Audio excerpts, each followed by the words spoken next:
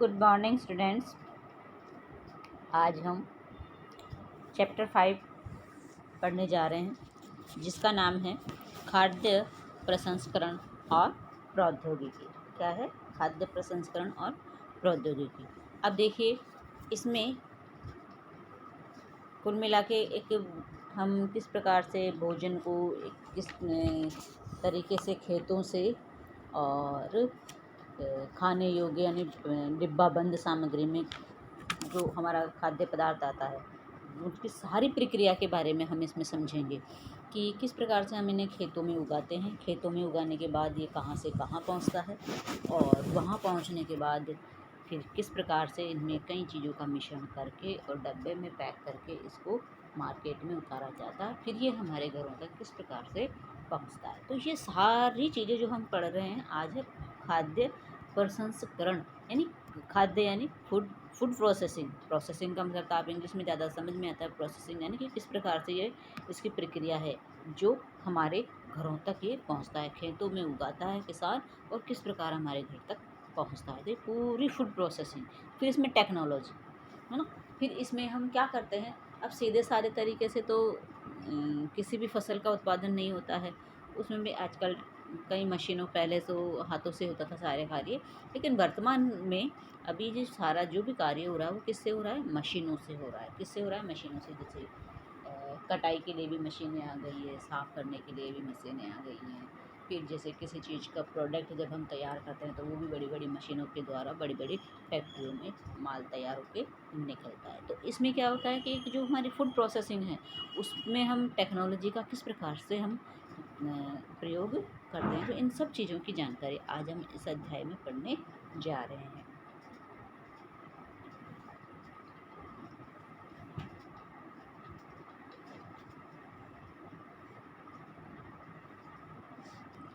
अब देखिए, अब हम इसमें सबसे पहले समझेंगे कि शिक्षण के उद्देश्य क्या है। क्या हम शिक्षण के उद्देश्य पढ़ने का मतलब ये होता है कि हम इस चैप्टर में जो है हम क्या क्या पढ़ने जा रहे हैं, किस चीज़ की हमें इसमें जानकारी मिलेगी। तो स्टार्ट करने से पहले ही हमारा बेस क्लियर हो जाता है कि जो दिमाग में चल रहा होता है कि इस चैप्टर में पता नहीं क्या है क्या नहीं है। तो हम मेन टॉपिक्स को पहले या फिर हम जो इसमें सीख सकेंगे वो क्या क्या चीज़ों के बारे में सीख सकेंगे। देखिए, खाद्य प्रसंस्करण और प्रौद्योगिकी, इसका इतिहास और वर्तमान स्थितियों तक इसका विकास। यानी खाद्य प्रसंस्करण की हम इतिहास के बारे में जानेंगे कि किस प्रकार से सबसे पहले किसने ये डिब्बाबंद सामग्री बनाना शुरू किया और आज वर्तमान में इसकी क्या स्थिति है, किस प्रकार से ये तरक्की की उस पर है। सेकंड है खाद्य प्रसंस्करण और प्रौद्योगिकी का महत्व। इसका क्या महत्व है? वह महत्व तो बहुत कुछ है। बिना खाद्य के और बिना प्रौद्योगिकी के, खाद्य यानी भोजन के, हम रह ही नहीं सकते हैं।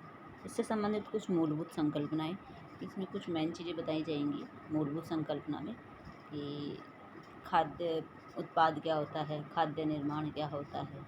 तो इनकी एक डेफिनेशन के रूप में या फिर उसको समझाया जाएगा कि किस प्रकार हमारा स्टेप टू स्टेप बाई हमारा खाद्य पदार्थ तैयार होकर निकलता है। फिर व्यावसायिक खाद्य प्रौद्योगिकी को किन कौशलों की आवश्यकता होती है, इसमें हमें कौन कौन से कौशल चाहिए होती हैं, कौन सी हमारी योग्यताएं होती हैं जब हम इन्हें सुचारू रूप से कर सकें। फिर है खाद्य प्रसंस्करण प्रौद्योगिकी उद्योग में उपलब्ध जीविका के अवसर तथा विशिष्ट जीविकाओं के लिए आवश्यक योग्यताएं।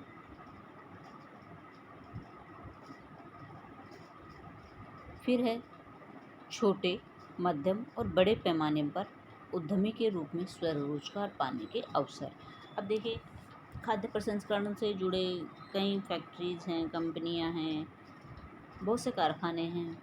ठीक है, अब इनमें जो जुड़े हुए हैं वो कौन कौन जुड़े हैं? छोटे और मध्यम और बड़े पैमाने के उद्यमी इससे जुड़े हुए हैं। जो एक मालिक होता है वो बड़े पैमाने पर उद्यमी हो गया, एक मध्यम में है जो उसमें जो वर्कर है या फिर जो उसकी देख रेख में कार्य होता है, जैसे मैनेजर होते हैं या ऑब्जर्वर होते हैं। तो ये सब हो गए आपके मध्यम।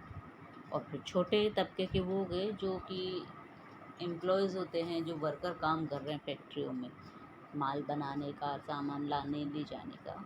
तो वो हो गए छोटे स्तर के उद्यमी। तो इस प्रकार से इन चीज़ों में कौन कौन जुड़े होते हैं? छोटे, मध्यम और बड़े पैमाने के उद्यमी इससे जुड़े हुए होते हैं और रोजगार पाने का अवसर इन सभी को ही इनमें मिलता है। अब हम देखते हैं इसकी प्रस्तावना। प्राचीन काल से ही खाद्य पदार्थों को विभिन्न कारणों से संसाधित किया जाता रहा, जैसे कि फसल कटने पर अनाज को लिया जाता था ताकि उसका सुरक्षा काल बढ़ाया जा सके।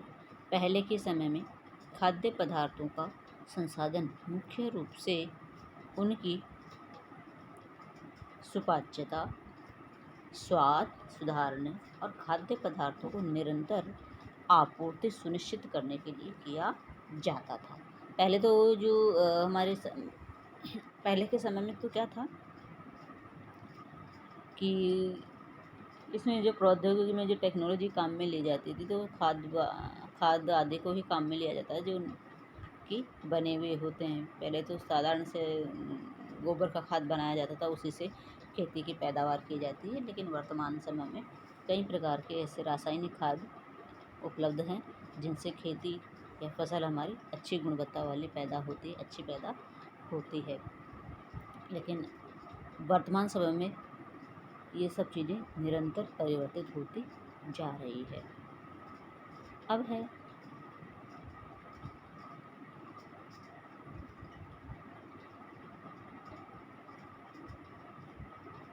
हमारे देश में अचार, मुरब्बे और पापड़, वड़िया संरक्षित उत्पादों के ही उदाहरण हैं जो कई प्रकार की सब्जियों, फलों तथा दालों आदि से बनाए जाते हैं।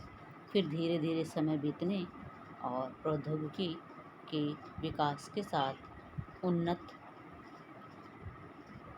परिवहन, संचार, बढ़ते औद्योगिकरण तथा खरीदारी के लिए समय की कमी ने ग्राहकों की आवश्यकताओं को और अधिक विविध बना दिया, जिसके कारण अब सुविधाजनक खाद्य पदार्थों जैसे ताज़ा और अधिक प्राकृतिक फल एवं सब्जियां, सुरक्षित और स्वास्थ्यवर्धक खाद्य उत्पादों तथा पर्याप्त सुरक्षा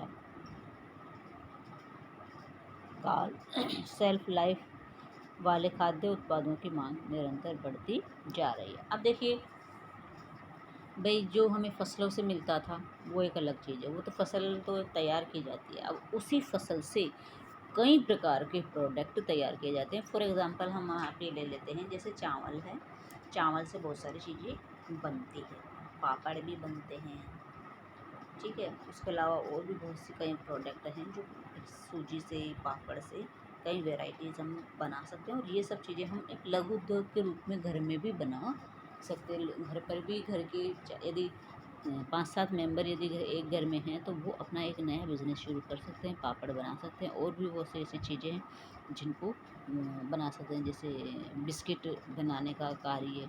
तो बहुत सारी चीज़ें जो घर में ही एक लघु उद्योग के रूप में चलाई जा सकती है।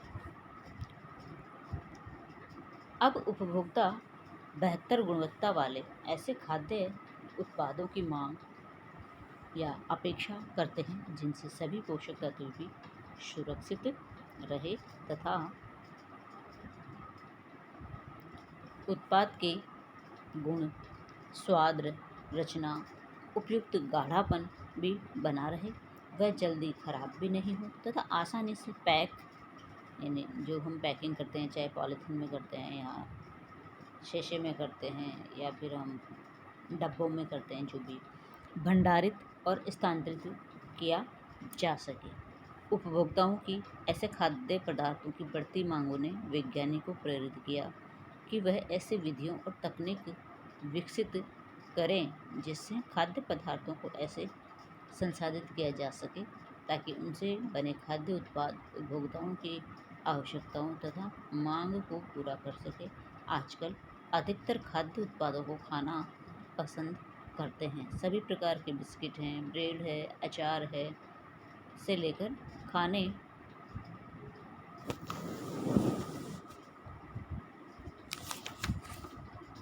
के लिए तैयार तरकारियाँ। अब देखिए हम आपको यहाँ पे बता देते हैं कि ये क्या कहना चाह रहा है। अब जैसे लघु उद्योग का तो समझ में आ गया कि किस प्रकार से हम फसलों को तो तैयार किया जाता है, लेकिन उसके बाद जब तैयार होकर वो आती है कच्चे माल के रूप में, तो उनको भी छोटे छोटे व्यापारी किस प्रकार से उनकी कई प्रकार की वैरायटी बनाते हैं और मार्केट में बेचते हैं। उसके बाद है कि अब मार्केट में बेचते तो हैं, लेकिन मार्केट में जैसे मान लो किसी चीज़ को बना कर दे दिया, या तो घरों में ही उनमें डब्बे में पैक किया जाता है, शीशे में पैक कर दिया जाता है, या फिर मान लीजिए एक लघु व्यापारी द्वारा मार्केट में बेचा जाता है, तो उसके बाद वो डिब्बों में पैक करवाएगा, या कई प्रकार के आजकल ऐसे ऐसे पैकिंग आने लग गई कि हम खुली चीज़ पसंद ना करके और पैकिंग वाली चीज़ों को अधिक पसंद करते हैं। उसके पीछे जब ऐसे कुछ चलने लगा तो वैज्ञानिकों ने सोचा कि डिब्बे बंद में कई चीज़ें ऐसी होती हैं जो कि लंबे समय तक सुरक्षित नहीं रह सकती, और कुछ होती हैं जो एयर टाइट बंद करके रखी जा सकती हैं, कुछ होती हैं जिनको थोड़ी हवा की ज़रूरत होती है।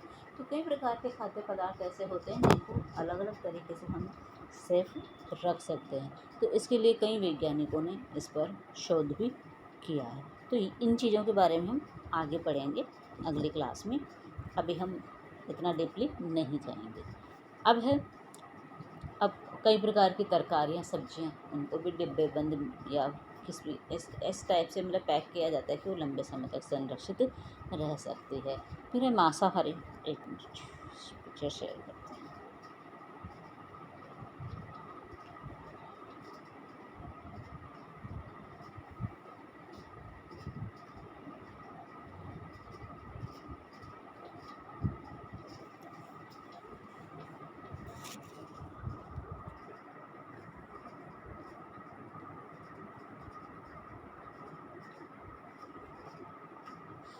अब देखिए,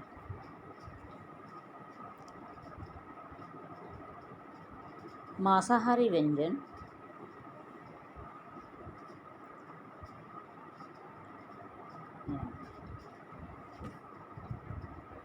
मांसाहारी व्यंजन एवं अल्पाहार के व्यंजन इत्यादि खाद्य संसाधन द्वारा तैयार उत्पादों के कुछ उदाहरण हैं। सभी प्रकार के संसाधित खाद्य पदार्थ विभिन्न प्रकार के प्रक्रमों और प्रौद्योगिकियों को उपयोग में लाकर बड़े पैमाने पर तैयार किए जाते हैं। हालांकि कुछ के लिए साधारण परंपरागत विधियाँ अभी भी प्रयोग में लाई जाती है, जबकि बड़े पैमाने पर संसाधित खाद्य पदार्थों के उत्पादन के लिए नई विधियाँ और प्रौद्योगिकियाँ ही काम में ली जाती है।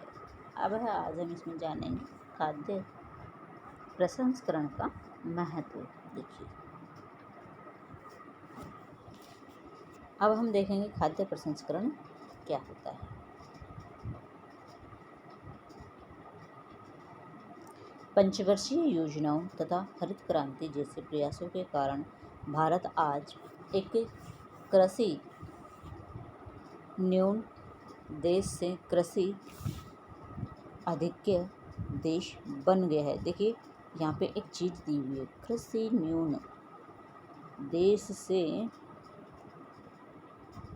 कृषि आधिक्य देश बन गया है। पहले हम एक छोटे पैमाने के रूप में कार्य करते थे, फसलों का उत्पादन करते थे, और वर्तमान में हम कई टेक्नोलॉजी का हम यूज़ में ले रहे हैं, और कई प्रकार की टेक्नोलॉजी जब हमारे यहाँ पे काम में आ रही है तो उससे हमारी पैदावार अच्छी हो रही है। इसलिए अब हम किन देशों की गिनती में आने लग गए हैं, विकासशील देशों की गिनती में आने लग गए हैं, और कृषि आधिक्य की गिनती में आने लग गए हैं, जाने लगा है। विभिन्न प्रकार से खाद्यान्नों की बम्पर पैदावार के कारण कृषि और बागवान उत्पादों के उचित भंडारण और प्रसंस्करण की आवश्यकता महसूस की जाने लगी थी। पिछले कुछ वर्षों में भारतीय उद्योग संसाधित खाद्य पदार्थों के प्रमुख उत्पाद के रूप में तेजी से उभरा है। वर्तमान में यह लगभग 6%, देखिए वर्तमान में आज फसल से मतलब जो हमारी जीडीपी बढ़ी है ना, सकल घरेलू उत्पाद जो हमारे देश का बढ़ा है, वो कृषि की वजह से या कृषि में अच्छी पैदावार की वजह से 6% बढ़ा है।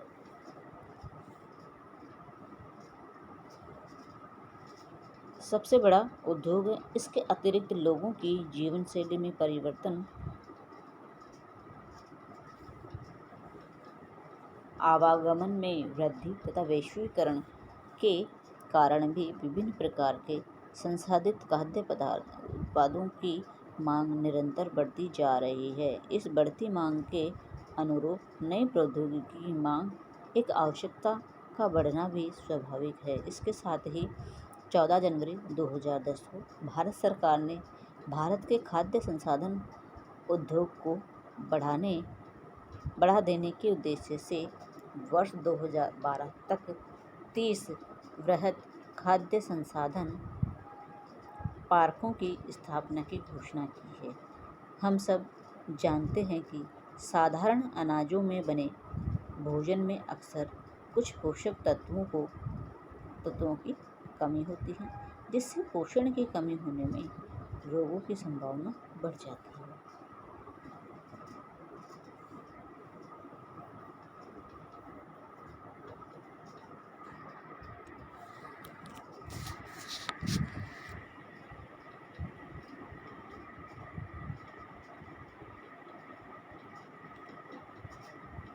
इसलिए खाद्य पदार्थों या मसालों में जिन पोषक पदार्थों की कमी होती है, उन्हें मिलाकर खाद्य पदार्थों का परवलीकरण, फूड फोर्टिफिकेशन या किया जाता है, ताकि आहार की न्यूनतम आवश्यकताएं पूरी की जा सके। यह विधि आमतौर पर महंगे खाद्य पदार्थों में पाए जाने वाले पोषक तत्वों के लिए अपनाई जाती है, जिन्हें आम आदमी नहीं खरीद पाता है।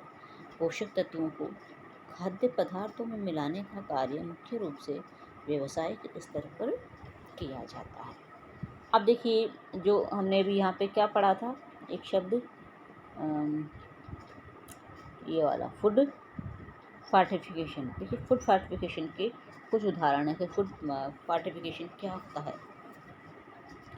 फर्स्ट, डबल रोटी के निर्माण के दौरान आटे में प्रोटीन लाइसिन मिलाया जाता है। सेकंड, वनस्पति तेलों तथा घी में विटामिन ए और विटामिन डी मिलाया जाता है। नमक में आयोडीन मिलाया जाता है। यानी किसी चीज़ का मिश्रण करना, किसी भी वस्तु में जो कि हमारे लिए अच्छी हो, गुणकारी हो, लाभदायक हो, लंबे समय तक उसको सुरक्षित रख सके, ठीक है, तो उस चीज़ में जिस चीज़ का मिश्रण किया जाता है वही हमारे लिए फूड फोर्टिफिकेशन कहलाता है। तो आज वर्तमान में फोर्टिफिकेशन की प्रक्रिया अधिक रूप से सक्रिय होती जा रही है। तो 3 उदाहरण इसमें दिए हैं फोर्टिफिकेशन के, कि डबल रोटी के निर्माण के दौरान आटे में प्रोटीन लाइसिन मिलाया जाना, जिससे वो फूल जाता है। फिर है तेलों के अंदर विटामिन और विटामिन डी मिलाया जाता है, जो हमारे लिए लाभदायक है, जो हमारे शरीर के लिए ज़रूरी है। फिर नमक में आयोडीन मिलाया जाता है, क्योंकि आयोडीन हमारे लिए बहुत इम्पोर्टेंट है, ये जो कि सूक्ष्म पोषक तत्वों के अंतर्गत आता है। फिर है खाद्य पदार्थों में उपस्थित पोषक तत्वों की मात्रा में परिवर्तन के कुछ उदाहरण।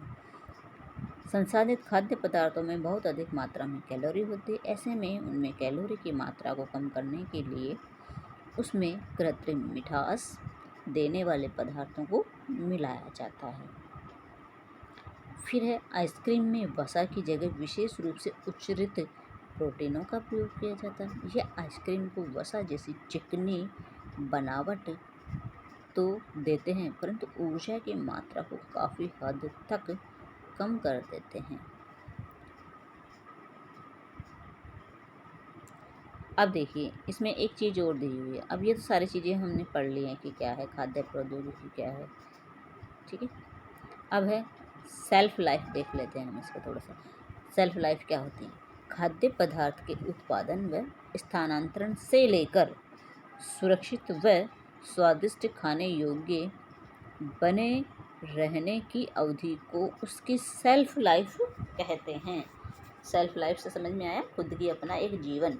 कब क्या भाई, ये खाद्य पदार्थों के लिए है सेल्फ लाइफ, है ना, हमारे लिए नहीं है ये सेल्फ लाइफ।